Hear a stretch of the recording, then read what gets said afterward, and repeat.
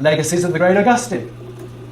He is the dominant intellectual and cultural influence in theological circles throughout the Middle Ages. And both of these streams of theology, both of these ways of approaching theology, find precedent in Augustine.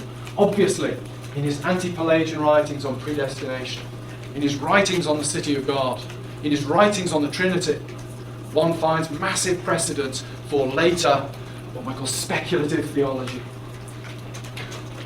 Carefully worked out theological argumentation, exploring the great objective dogmas of the faith. It's all there in Augustine. But one also, of course, has a profoundly experiential dimension of Augustine as well. Think of the Confessions. Confessions, where does it come from in the ancient world? Goodness only knows, it's unique. A book that sets out to analyse a man's psychology in such depth, unique in the ancient world.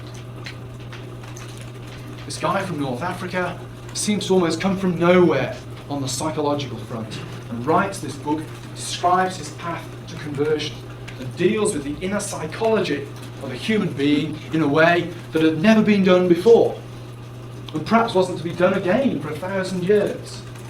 And throughout the Confessions you get this reflection upon the Christian experience of God. Much of the Confessions is written in the form of a prayer to God. Augustine is talking to God about his life and about his experience. And I know, I said in my early church class, the one book really you ought to read, the one primary source you ought to read before the class is over, is Augustine's Confessions. I think that's the case for all Christians everywhere. It's one of the 10 books, if you like, that you must read. It takes you from a small village in North Africa to the corridors of power in Rome.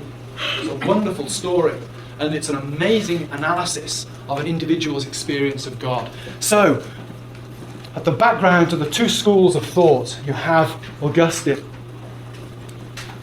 and the impact both of his dogmatic works and of his confessions.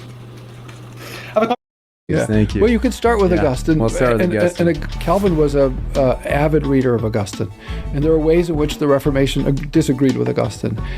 He tended to think of grace as a kind of medicine with which we're infused through the sacraments.